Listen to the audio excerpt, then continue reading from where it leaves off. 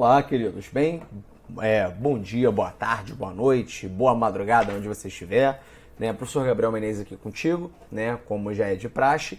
E aí a nossa aula hoje, pessoal, é basicamente uma aula sobre revisão de exercícios relacionados ao Oriente Médio, tá? Na verdade, não uma revisão, mas são formas de você compreender e fixar conhecimentos a respeito, tá, de Oriente Médio no sentido geral, tá? Ter uma noção geral ali de Oriente Médio. Vamos lembrar que a gente vai dividir o Oriente Médio basicamente de 4 partes, tá? A primeira parte são aspectos gerais do Oriente Médio, então o que é essa região, seus principais pontos, suas principais sub-regiões ou regiões dentro do Oriente Médio, tá legal? Essa é a primeira parte. A segunda parte, a gente fala sobre conflitos árabes-israelenses. A terceira parte, a gente fala sobre conflitos no Oriente Médio a partir de 80 e 90, tá? Que vão justificar alguns conflitos na quarta parte, que é o Oriente Médio no século XXI. Então a primeira parte, a nossa primeira divisão ali de Oriente Médio, a gente faz uma correção dos exercícios de fixação desse conteúdo hoje, beleza? Bom, enfim, falando pra caramba aqui, vamos direto ao que interessa, né? A questão 1, ele pergunta, olha, analise esta charge do cartunista Latuf. E aí, pessoal, essa charge aí ficou muito famosa nos últimos anos, por quê? Porque ela denota, tá, imigrantes que saem tradicionalmente do norte da África ou do Oriente Médio em direção à Europa, tá? Lembrando que essas estrelinhas aqui no mar não estão ligadas às estrelas do mar especificamente, mas estão ligadas à bandeira da União Europeia, tá? Que tem várias estrelas, significando cada uma delas um país, tá legal? Então, o que essa foto acaba gerando ali de provocação é o seguinte, tá? As pessoas saem refugiadas de seus lares e vão em direção à Europa. Qual é nesse mar europeu, né? Qual é o tratamento, digamos, qual é a solução dada para esses países em relação à chegada desses refugiados, tá? Então, por isso que essa questão ficou muito polêmica, alguns jornais divulgaram isso no Brasil, né? O Latuf, por exemplo, ele é um cartunista brasileiro, né? Bastante militante, enfim, ficou uma charge bem famosa aí pelo mundo. Então, a pergunta é o seguinte, correto afirmar que a charge, né? E aí, gente, se você não tiver feito essa questão, dá uma parada, tá? Se quiser fazer aí agora rapidinho, né? Senão você já vem direto comigo. E o gabarito já vou te adiantando que é a letra D, tá? A letra D, portanto, é o nosso gabarito. Pessoal, por que a nossa letra D é o gabarito? Porque, na verdade, eu tô falando de uma questão, né, da questão síria. Pessoal, a questão síria, ela se torna muito importante a partir de qual momento, né?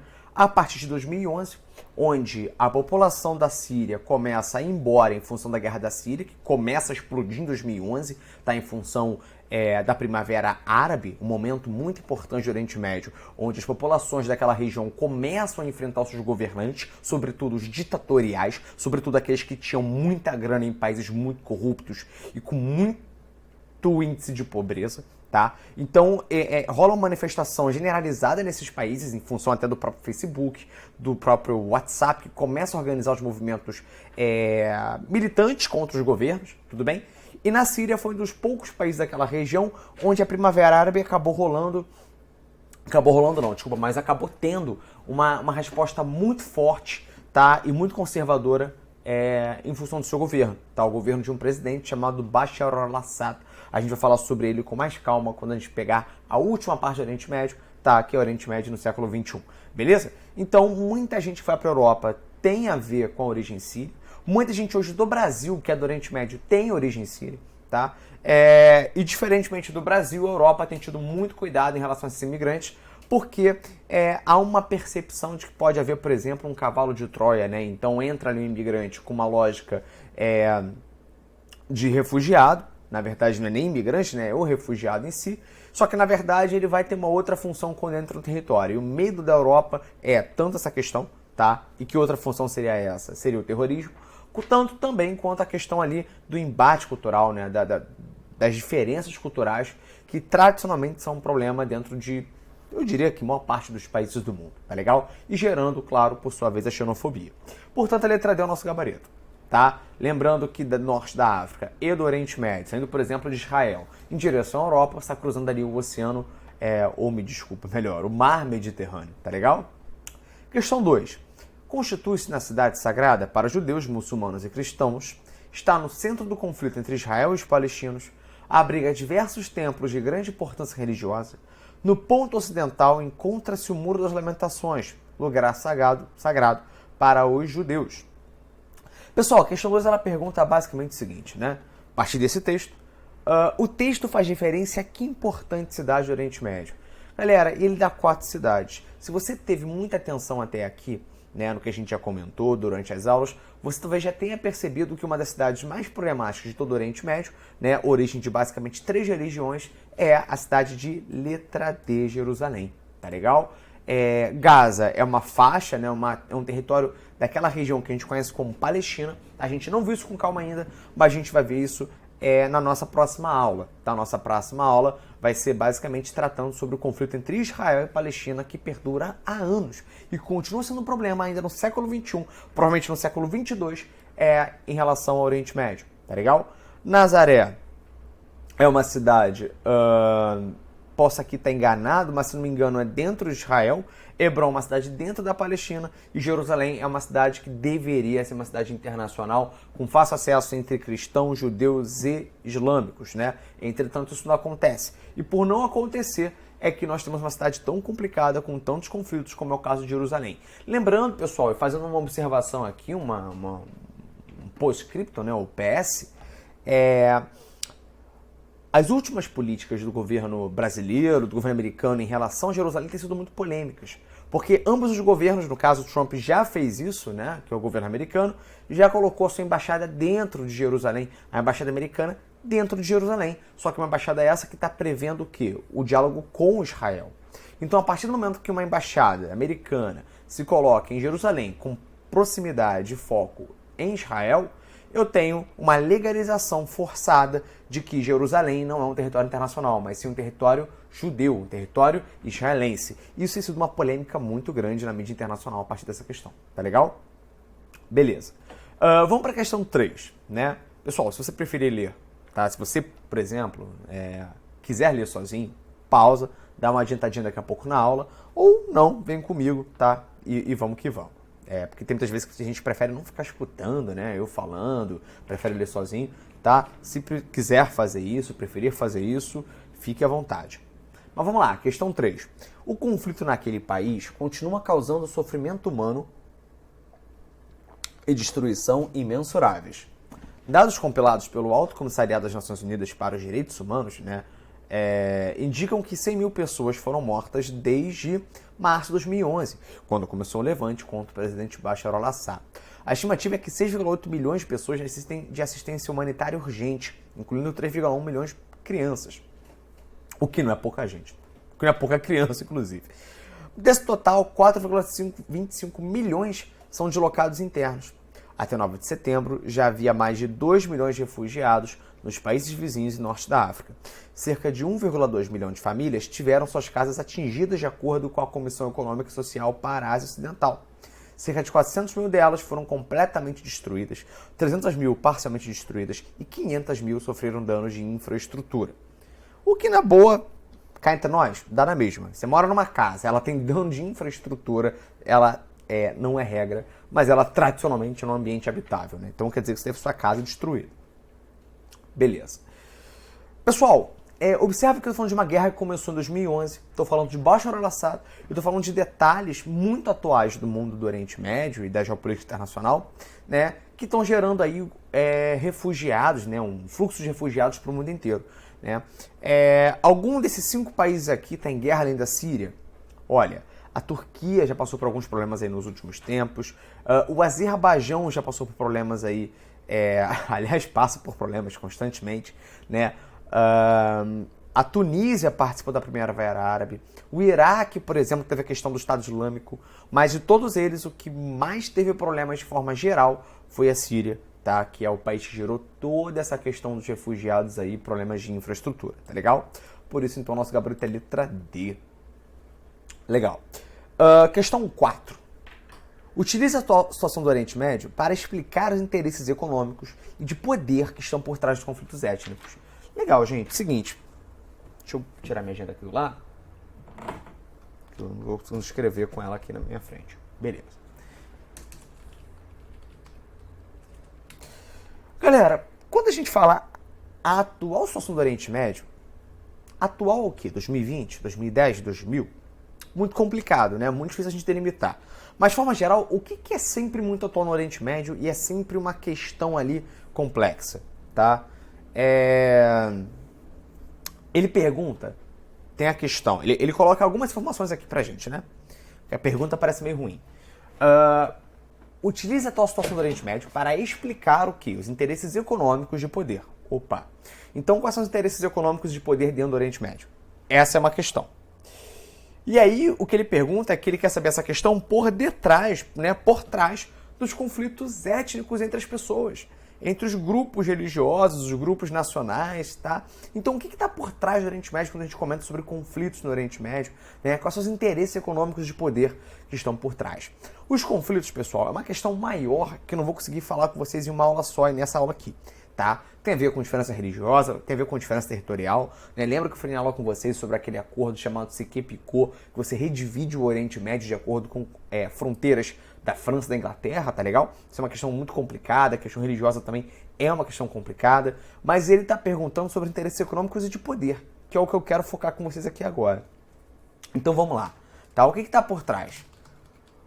Os interesses econômicos, tá? E de poder por trás, ele coloca por trás direto, né? Então vamos seguir aqui. Por trás do conflitos étnicos no Oriente Médio, lembrando que uma resposta sempre deve ser completa, tá legal? Complementando a pergunta, vamos lá. Pessoal, uma das questões que geram conflitos no Oriente Médio é a própria questão da abundância de petróleo, né? Como tem muito petróleo, os grupos tentam ali brigar para ver quem tem mais território, quem tem mais controle de poços, para, portanto, ter mais poder. Isso é uma questão, tá? A segunda questão, por exemplo, é conflitos territoriais, tá? De diferentes grupos étnicos. Então, os grupos brigam por território. Por quê? Brigam por terra. Por quê? Porque estão brigando por petróleo, porque estão brigando por saída, tá, para o mar, saída para algum rio, por, de repente, uma fonte hídrica, né, para que a população tome mais água, tenha menos problemas em relação à disponibilidade de água. Tudo isso você pode acabar citando e falando, tá legal? Então, mudança de petróleo, conflitos territoriais de diferentes grupos étnicos. Você pode colocar, por exemplo, uma questão de poder, conflitos pela implementação de poder diferenciados a partir de religião ou ordem política diferenciados.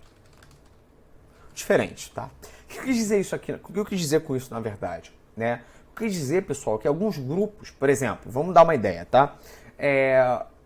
O Irã, até a década de 70, era um país basicamente sunita. Ou melhor, desculpa, era um país xiita. Mas quem governava o Irã era sunita. Daí, beleza. Em 79, a população estava insatisfeita com o governo, né? O Reza Pahlavi, que era ali o líder, né, do Irã até 79, né? Não estava contente com esse cara, estava bem desconfortável, né? O país passando por uma crise econômica, crise inflacionária, crise de alimentos, uma relação de dependência com os Estados Unidos, enfim. Começa a gerar um desconforto na população que vai acabar defendendo o quê? Né? A ditadura, tá? O golpe de Estado a partir de um presidente, chamado, né, Ayatollah Khomeini, né, o Ruhollah Khomeini, né, chamado naturalmente de Ayatollah Khomeini. Eu explico isso em aula para vocês, tá? Não vou explicar agora não, porque isso vai demorar um tempo explicando. Mas o Ayatollah Khomeini, ele é colocado de uma hora para outra dentro do Irã.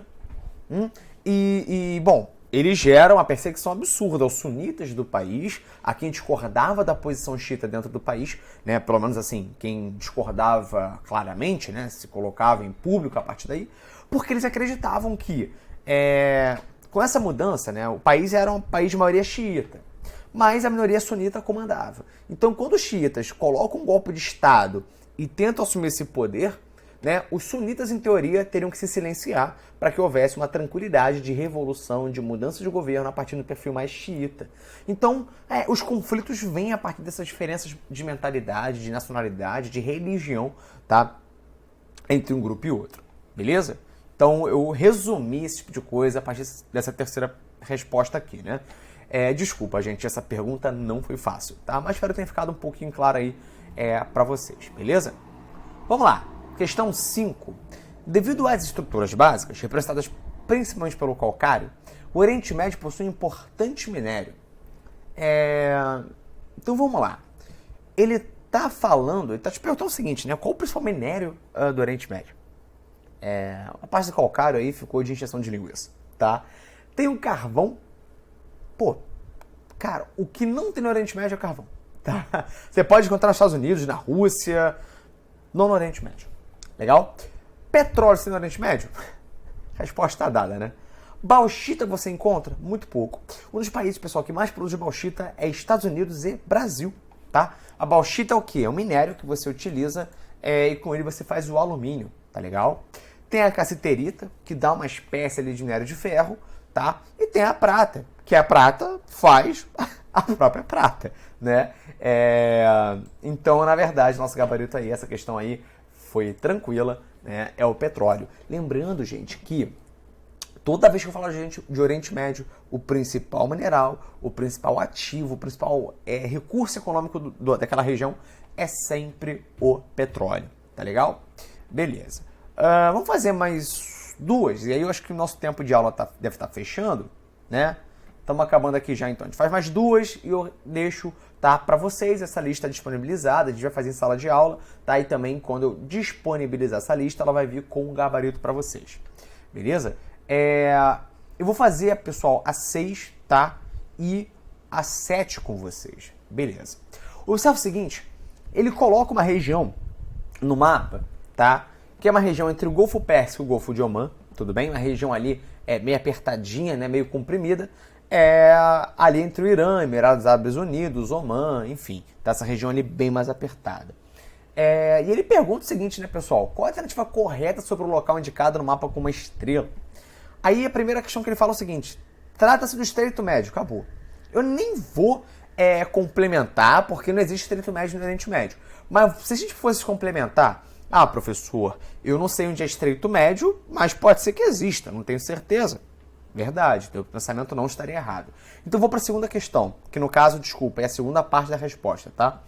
Começa aqui comigo. E as questões geopolíticas mundiais são pouco influenciadas pelo que ocorre no local, pois ele está localizado longe de nações consideradas superpotências. Pessoal, que está longe de nação considerada superpotência, eu concordo, mas que não é importante geopoliticamente, né, que não faz diferença, caramba, né, é uma das regiões que mais sai petróleo do Oriente Médio, não tem como ser indiferente à geopolítica internacional. Ele trata errado, tá? Agora, olha aí.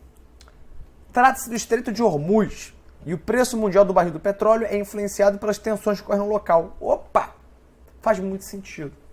Por quê, pessoal? Esse estreito, que de fato chama-se Estreito de Hormuz, né, é uma região de onde passam todos os barris de petróleo, basicamente, daquela região, em direção à Europa, em direção à América, em direção ao Brasil. Então, o que acontece? Qualquer tensão que influencie aquela região, tá? Algum grupo terrorista, algum conflito nacional entre os países, se isso acontecer naquela região, o que vai acontecer? Sempre haverá um aumento do preço do petróleo, porque com o petróleo em risco de passar por aquele lugar, claro, o cara da transportadora... Imagina que você agora é um dono de empresa, tá? E você tem um navio que passa por aquela região que pode simplesmente tomar um balaço, tomar um míssil, e ele vai naufragar com milhões, talvez, sei lá, mais de 100 milhões de petróleo dentro do teu barco. Você fala o seguinte, cara, vou vender esse petróleo? Eu vou comprar o risco. Mas eu vou aumentar o preço do meu valor de transporte, porque se meu barco naufragar, vai valer a pena para mim comprar outro. Ou não vou sair no prejuízo tão grande se eu comprar outro. Se eu boto um preço baixo com alto risco, não faz sentido, né, pessoal? Tudo aquilo que tem um alto risco, geralmente tem um aumento de custo. Basta ver o seguro de carro, né? Se você tem um carro popular, por exemplo, muita gente acha que o custo, por exemplo, de seguro, sei lá, de um... Deixa eu tentar achar um exemplo aqui, não bizarro. Caramba. Sei lá, vamos pegar um Fusion, tá? Vocês devem talvez conhecer o Fusion. Eu ia falar do Renegade, mas acho que ninguém deve conhecer o Renegade da Jeep, né? Fala do Fusion. O Fusion é um carro da Ford, bem bacana, bem legal, acho que saiu de linha, enfim, mas é um carro bem legal e tal. E aí você compara esse carro com, por exemplo, um Onix. Melhor, vamos pegar um Gol, tá? Acho que Fox, da Volkswagen, todo mundo conhece. Muitas vezes o aluguel, ou melhor, o seguro do Fox, do Gol, do Onix, que são carros mais populares, tendem a ser mais caros do que o do próprio Fusion, proporcionalmente falando, tá? Talvez você pague mais no Fusion, mas ele é proporcionalmente mais caro em relação ao valor do carro, tá? Se pegar um carro popular. Porque o carro popular é o quê? Ele é muito assaltado. Imagina você vendo um bandido roubando uma Ferrari amarela. Todo mundo vai saber aonde passou uma Ferrari amarela. Para um bandido não vale a pena pegar a Ferrari, ele quer pegar o carro popular. Porque é um carro que se torna o quê? Invisível. Todo mundo tem. Tá legal? Então, geralmente, o seguro dos carros populares tende a ser proporcionalmente mais altos. E quanto mais normal for a cor dele, o padrão dele, mais caro ele costuma ser. Tá legal? Porque sabe-se que o padrão de assalto desses carros é muito mais comum também. Beleza? Tem o Estreito de Oman, não é o caso aqui, tá legal, pessoal? Até porque o Oman já nem faz parte mais aqui desse estreito. E as tensões na região ocorrem principalmente pela influência militar chinesa. Olha, se um dia a China chegar a influenciar militarmente aquela região, influenciar o preço do barril do petróleo, olha, o mundo vai estar muito doido, velho. O mundo vai estar muito estranho. Sugiro que você não fique com essa narrativa, tá? A China tem dominado cada vez mais o mundo, a gente sabe disso. A gente tem batido cada vez mais esse papo, mas não é ainda, tá, a nossa questão aqui. Então, beleza, a gente passa. Estreito de Dakar, caramba. Uma área degradada estratégica para a conservação da biodiversidade. Não, tá? E letra E, trata-se do Estreito de Gibraltar. Pessoal, o Estreito de Gibraltar, ele é importante mesmo, tá? E, na verdade, está ali na posição próxima ao Alasca, mas não tem nada a ver com a gente aqui, né? Então, beleza. Pra gente fechar, então, porque a nossa aula tá ficando grande, tá? Olha só aqui pra gente fechar bem, que a gente já falou várias vezes durante a aula. O mapa 1, pessoal, tem o mapa 1 falando o seguinte, né? Oriente Médio das minorias.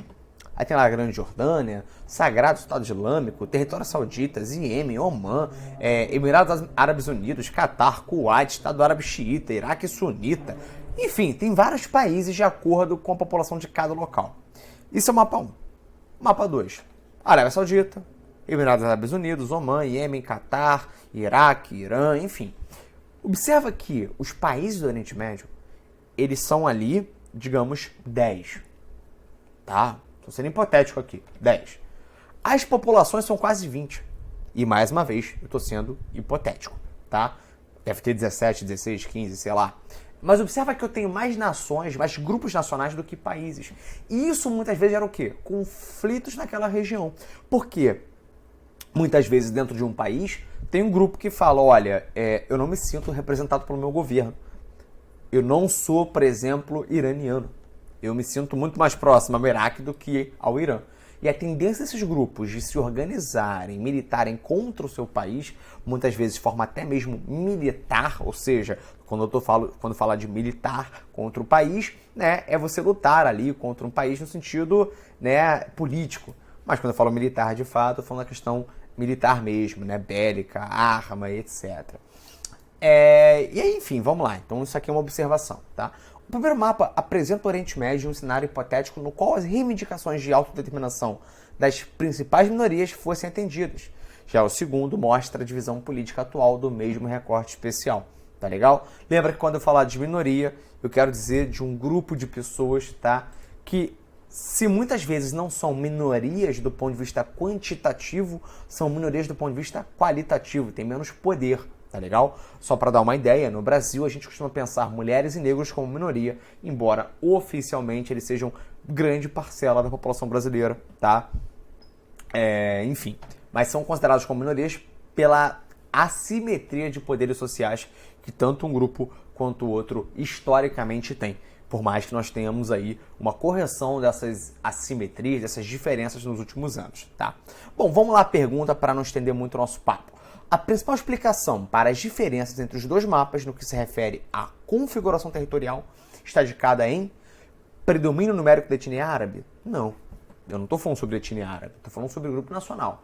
Pode ter um grupo nacional que é xiita e, sei lá, defende X, e um grupo que é sunita que defende Y, mas ambos podem ser árabes, tá? Isso não tem a ver com a cultura. A tua nacionalidade não tem exatamente a ver com a tua cultura, né? O cara, muitas vezes, do Rio Grande do Sul se considera brasileiro, quer se separar do Brasil.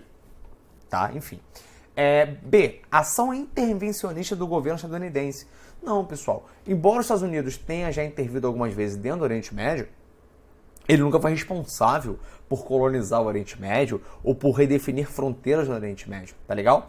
Agora, a letra C faz muito sentido, ó. Interferência histórica do imperialismo europeu. Pô, totalmente a ver. Lembra lá, eu já falei isso com vocês, do acordo Sykes-Picot, beleza? E letra D, pessoal, a gente já elimina aqui de cara, né? Porque letra D fala o seguinte aí, ó. Homogeneidade religiosa da população regional. Pô, tem uma só religião em todo o Oriente Médio? Eu posso garantir a vocês que é o que menos tem no Oriente Médio, é homogeneidade, tá legal? Então você esquece isso.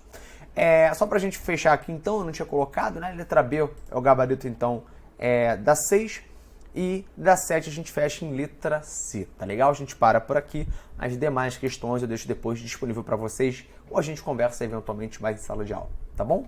Um abraço e até a próxima.